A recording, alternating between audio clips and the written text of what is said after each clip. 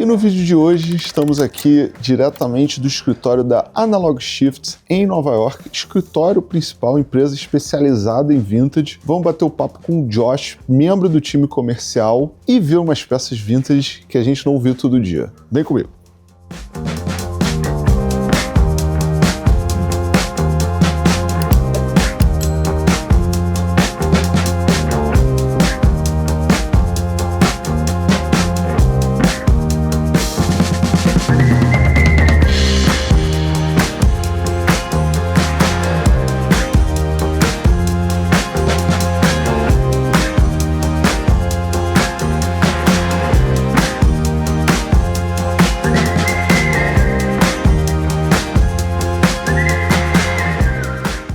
I'm here with Josh.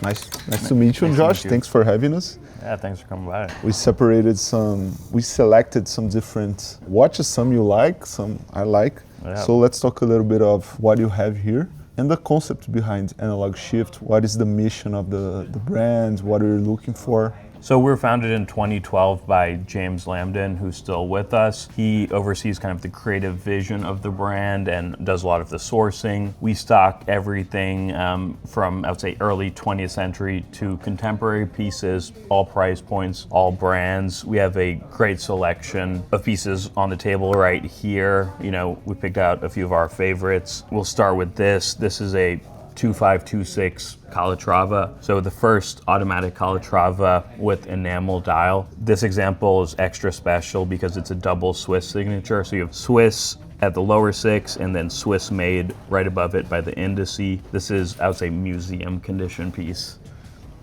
And for the era, it was very oversized. This is a 36 millimeter case. Most dress watches in that time was a 31 millimeters. And it's full gold. It's full gold. This is a yellow gold example. They made them in a variation of materials, but I'd say this is the most classic configuration. You also have the really cool double P signed crown, which I love. How many pieces do you think there's available like in this condition? In this condition, you can probably count them on like one hand. And we have two of them. Really? Yeah.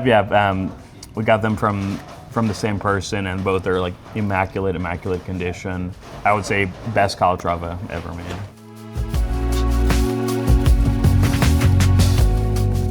What you guys are looking for, like brands, everything? So it changes. These days we've been going heavy on vintage Movado, Really? like 1950. So you'll see some in the case over there. M90 and M95 chronographs with Francois Bourgel cases, typically in yellow gold, and then like a variation of dial configurations. We think those are super underrated and probably the next big thing. They're just amazing watches. It's very different than what people think of Movado today. Yeah. Yeah. Like Movado today, the Movado group is mostly fashion brands.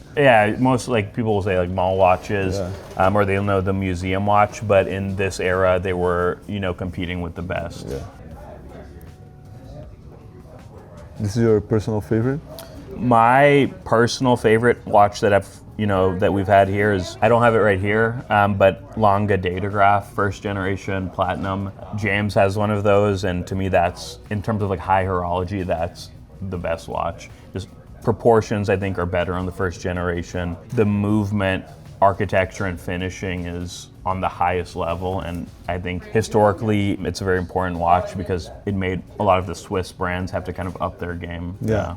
And this is the first? This is a very, very special Tudor. I would say probably the most collectible Tudor ever. This is a Submariner 7923. So this is from early 1950s, manually wound. It's the only manually wound Tudor or Rolex Submariner ever built. For a long time, people weren't even sure that it existed. There's only been a handful of examples that have ever come up for public sale. This one is even more special because it has the red depth gauge, and just condition is immaculate. Chamfers are all there. True museum piece, right? True museum piece. And just the sizing and the proportions of this are amazing.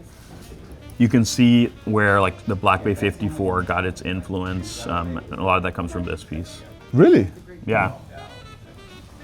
Amazing.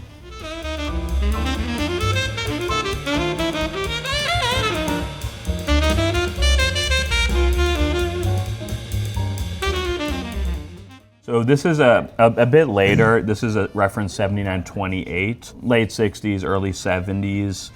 Case size is a bit larger, has automatic movement, still aluminum bezel and everything. This one is special because this was actually issued to the US Navy. So it has the case back engravings. There's nothing on the dial that will tell you, like say like with a mill sub where you can tell by the dial or the handset that it's a military issue. This one you can tell purely from the case back. So it still has the holy lugs. But we love, real military used and issued pieces. What's the year in this one? This one's like late 60s, early 70s, yeah. How much is this? This one is $90,000. 90,000. 90,000. I mean, it's like 1/3 the price of a mill sub, maybe. So two nice examples of Turu here, and going to completely different. An era I like a lot. That is where the brands were using a lot of stones. Stone set dials or stone dials, integrated bracelet with really unique finishing. You'll see a lot of like diamond set bracelets, tritone bracelets. It was a very fun era. This style of watch has been really popular in the last couple of years. Typically, we'll see them from like Piaget or Cartier. So this is a Piaget example with a lapis dial, and it has like a really cool bark finish bracelet that was done from the factory. These Piaget in particular are amazing value. They're precious metal, manually wound, ultra thin movement with stone dials. A lot of them are sub $10,000. To get something like this made today would be probably a $50,000, $60,000 watch. It was made for the person, right? In terms of bracelet sizing, a lot of them were cut down to the client's wrist. Most of them don't have removable links, so it is really kind of like a bespoke fit for the client. Unfortunately, it doesn't fit me. So. We have some more.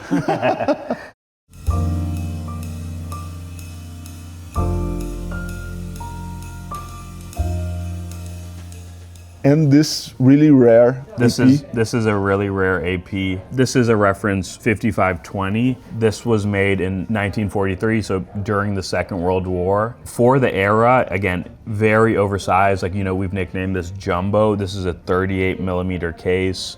These beautiful lugs, of course, manually wound movement. This example has a fun story. It was originally done in steel, and about 10 years after, the original owner went back to AP and had them recase it in rose gold. Again, it's AP case, correct and everything, but in that time, the manufacturers were much more open. Flexible. Flexible, and if a client wanted to change something, they would just do it, which is amazing. This example actually had a full restoration from AP in, I think, about 2017. So we have all the documentation for that. As you can see, it's like, again, museum condition, dials immaculate. We have this one at, I think, $105,000. I would say it's actually a really good value. Say if you had same exact watch but says Patek Philippe on the dial, it's going to be a $500,000-$600,000 watch. And this one, you told me that is one of 9. One of 9. So yeah, one of 9 ever made, and made in a variety of metals. I believe only 2 exist in rose gold. How much is this watch? $105,000.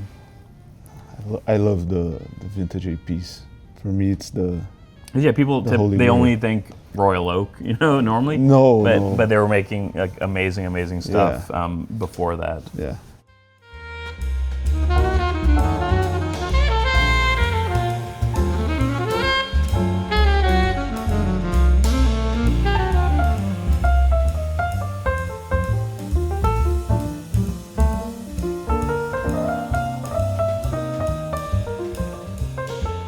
So, Josh, where can the public find Analog Shift? So you can find these watches and many more at analogshift.com.